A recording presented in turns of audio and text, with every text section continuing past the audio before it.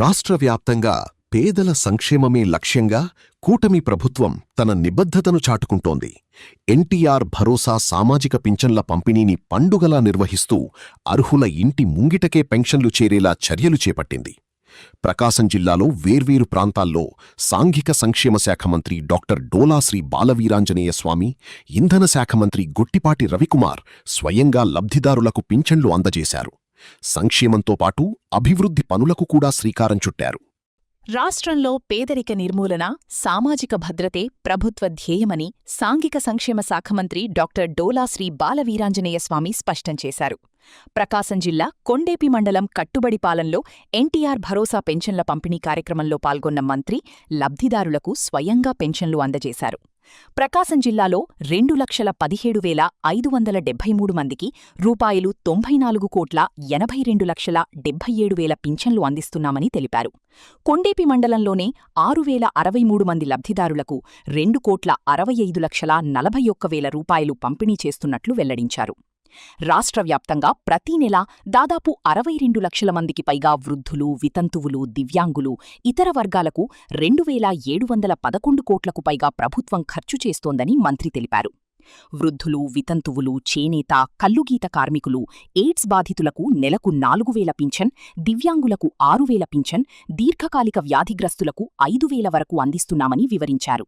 అంతేకాకుండా రైతులకు ఉచిత పంటల బీమా, మహిళలకు స్వయం ఉపాధి పథకాలు, ఆరోగ్యశ్రీ విస్తరణ, తల్లికి వందనం, దీపం, శ్రీశక్తి, దివ్యాంగశక్తి, అన్నా క్యాంటీన్లు వంటి సంక్షేమ కార్యక్రమాలను ప్రభుత్వం విజయవంతంగా అమలు చేస్తోందన్నారు.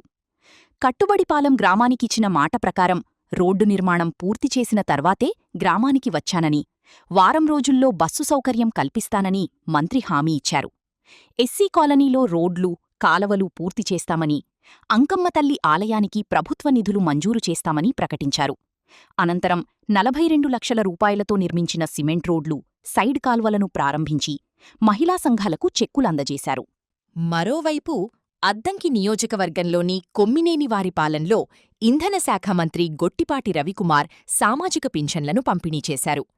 రాష్ట్రంలో ప్రతీ నెలా దాదాపు 65 లక్షల మందికి సామాజిక భద్రతా పింఛన్లు అందిస్తున్నామని, ఇందుకోసం ప్రభుత్వం ఏటా 33,000 కోట్లకు పైగా వెచ్చిస్తోందని తెలిపారు. దేశంలోనే అత్యధికంగా సంక్షేమానికి నిధులు కేటాయిస్తున్న ప్రభుత్వం ఆంధ్రప్రదేశ్ ప్రభుత్వమేనని పేర్కొన్నారు.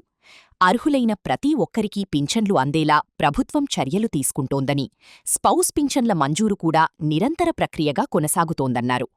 పర్యటనలో భాగంగా 30 లక్షలతో నిర్మించిన కమ్యూనిటీ భవనాన్ని ప్రారంభించిన మంత్రి గర్భిణీలకు పోషకాహార కిట్లు పంపిణీ చేశారు.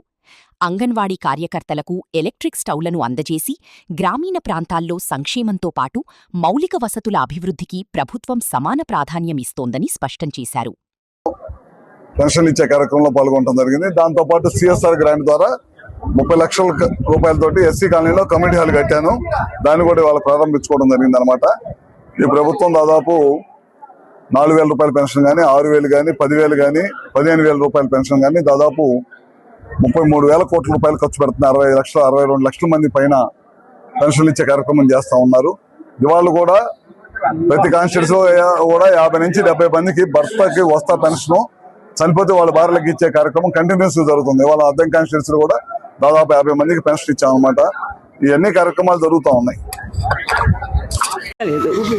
అందుకే పెద్ద కొడుకు ఉన్నాడు. ఎవరు ఎవరా పెద్ద కొడుకు? చంద్రబాబు నాయుడు. ఆయన ఇస్తున్నాడు. నేను ఈరోజు నీ కాడికి వచ్చా ప్రతి నెల.